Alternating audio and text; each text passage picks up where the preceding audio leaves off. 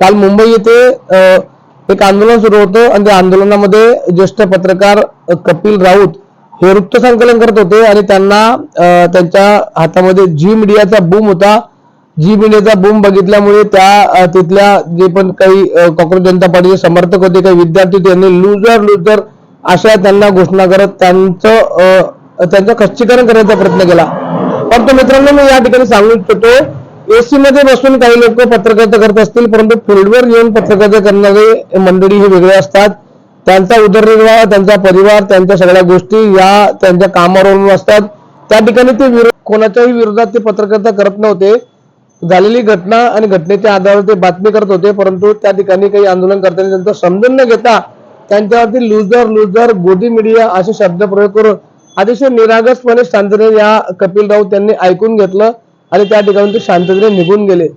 मी या व्हिडिओच्या माध्यमातून आंदोलन करताना किंवा त्या विद्यार्थ्यांना विनंती करतो की आपण काही विकाऊ मीडियाला आपण विरोध करत असाल, परंतु काही पत्रकार आजही समाजात असे आहेत की त्या पत्रकारांमुळे ही शिक्षण व्यवस्था त्याचबरोबर ही सिस्टम काम करत आहे.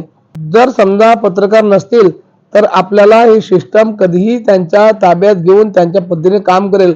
म्हणून मी विद्यार्थ्यांना विनंती करतो की आपण जर या ठिकाणी किंवा इतर कुठल्या ठिकाणी पत्रकार जर आपलं आंदोलन कव्हर करत असेल तर त्या ठिकाणी त्या पत्रकारांना आपण विठीस धरू नका, त्यांना विरोध करू नका. काही मीडियामुळे तुम्ही सगळ्या पत्रकार बांधवांना बदनाम करू नका. आपण जर तो व्हिडिओ बघितला तर संपूर्ण सोशल मीडियाला भारत देशामध्ये कपिल राऊत यांचा सोशल मीडियाला हा व्हिडिओ व्हायरल झालेला आहे. त्यांचा निरागस चेहरा हे खूप काही दाखवून जातो की ते किती शांत आणि संयमी आहेत. पत्रकार आज सीमेवरच्या सैनिकापेक्षा खतरनाक असतो. याचं उदाहरण जर आपल्याला कधी बघायचं असेल तर येणाऱ्या कालखंडामध्ये पत्रकार देखील तसं करू शकतात, परंतु पत्रकाराला कोड ऑफ कंडक्ट आचारसंहितेचं उल्लंघन चालत नाही आणि शिकलेले पत्रकार अजिबात असं करत नाही. म्हणून मित्रांनो, मी आपल्याला सांगू इच्छितो की ज्या ठिकाणी काही पत्रकार हे आपले बातमी घेण्यासाठी आपलं म्हणणं ऐकून घेण्यासाठी येत असेल तर त्यांना ते मांडा. उगाच त्यांना त्यांचं म्हणणं ऐकून घेण्याआधी जर आपण त्यांना विरोध करत असाल ते अत्यंत चुकीचं आहे. हे शांतता प्रिय नाही. कॉंग्रेस जनता पार्टी किंवा इतर कुठल्याही आंदोलनाला मी पत्रकार म्हणून विरोध नाही, आमचं त्यांना समर्थनच आहे. आपण देशामध्ये जे आंदोलन उभं केलं त्या आंदोलनाला आपल्याला मिळाला पाठिंबा बघून अनेक राजकीय नेत्यांची झोप उडाली आहे. सत्तेमध्ये सामील असलेले लोक त्या ठिकाणी आले नाही. ठीक आहे, त्यांची सत्ता होती, परंतु विरोधक देखील आपल्यापर्यंत आले नाही. 20 दिवस आपल्या भारत देशातला मोठ्या मीडियाने आपल्याला कव्हर केलं नाही. जेव्हा ऑस्ट्रेलियामधून एखादी रिपोर्टर येते आणि आंतरराष्ट्रीय लेवलला जेव्हा ती बातमी करते, अशा वेळेला आपला भारतातला मोठा मीडिया हा या ठिकाणी जागी होतो.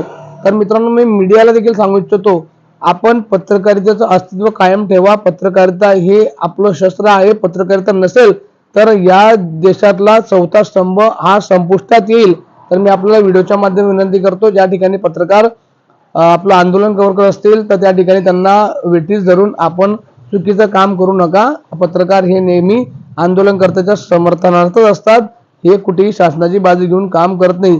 काही पत्रकार वगळता मी यामध्ये शब्द प्रयोग करतो की काही पत्रकार जरी हे सरकारचं काम करत असतील किंवा सत्तेमध्ये असलेल्या लोकांचं काम करतील, परंतु या ठिकाणी जे पत्रकार बांधव आहेत ते पत्रकार बांधव आपल्या बातम्या कव्हर करत आहेत, तर आपण त्यांना सहकार्य करणं हे अपेक्षित आहे. आपण नक्कीच पुढच्या वेळेस भेटणार. तोपर्यंत जय हिंद, जय महाराष्ट्र. आपलाच राहुल माझा.